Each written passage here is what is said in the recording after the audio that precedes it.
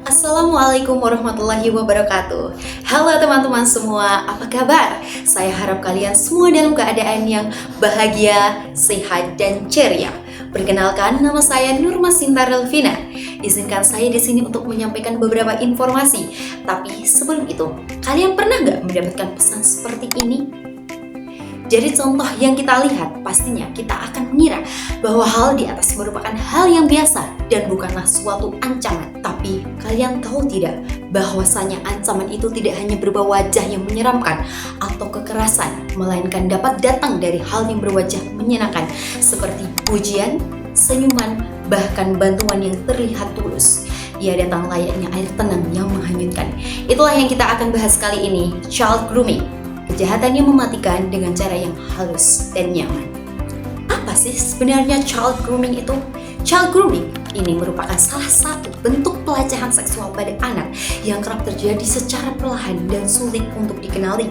Dalam banyak kasus, anak bahkan tidak menyadari bahwa dirinya sedang dimanipulasi oleh orang dewasa dengan tujuan eksploitasi seksual. Dari UNICEF, terdapat 56% peristiwa eksploitasi seksual terhadap anak di dunia maya yang masih tidak terlapor.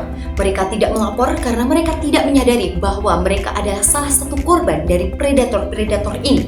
Pelaku melakukan aksinya dengan rapi dan hampir tidak dikenali. Per 3 Juli 2025 tercatat sebanyak 14.000 lebih kasus kekerasan yang terjadi terhadap anak.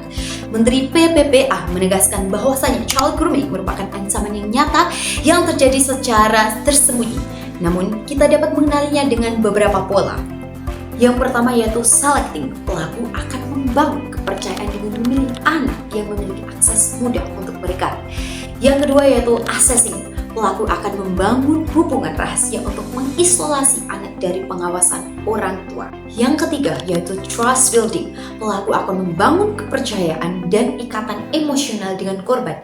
Biasanya hal ini dilakukan dengan cara memberikan hadiah, memberikan pujian, hingga korban percaya dan termanipulasi. Jika benteng pertahanan anak sudah runtuh, mereka akan melakukan aksinya dengan cara melanggar batasan fisik dan melakukan aksi seksual tersebut. Yang terakhir yaitu silent. Jika sudah melakukan aksinya, pelaku akan meminta korban untuk merahasiakan perbuatannya dengan cara mengancam sehingga korban merasa takut dan tidak bisa mengadu ke orang lain. Dari hal-hal tersebut, sudah selayaknya kita untuk waspada dan menjaga diri kita sendiri dari para pelaku child grooming.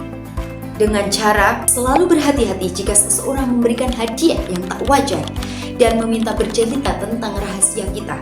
Jika ada yang melakukan hal tersebut atau membuat kalian merasa tidak nyaman, segera untuk berbicara.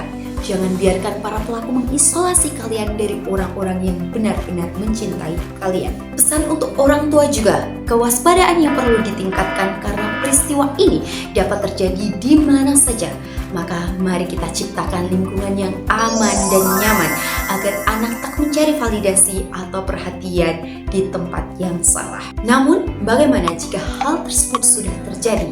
Jika hal tersebut sudah terjadi, maka segera menjauhi dan menutup semua akses dari pelaku, kemudian berbicara dan melapor. Kita bisa melapor kepada Komnas Perempuan atau Komisi Perlindungan Anak Indonesia. Mari putus rantai senyap ini dengan bangun ruang yang aman untuk anak-anak kita. Karena ruang yang aman dapat melindungi seluruh masa depan mereka. Terima kasih. Wassalamualaikum warahmatullahi wabarakatuh.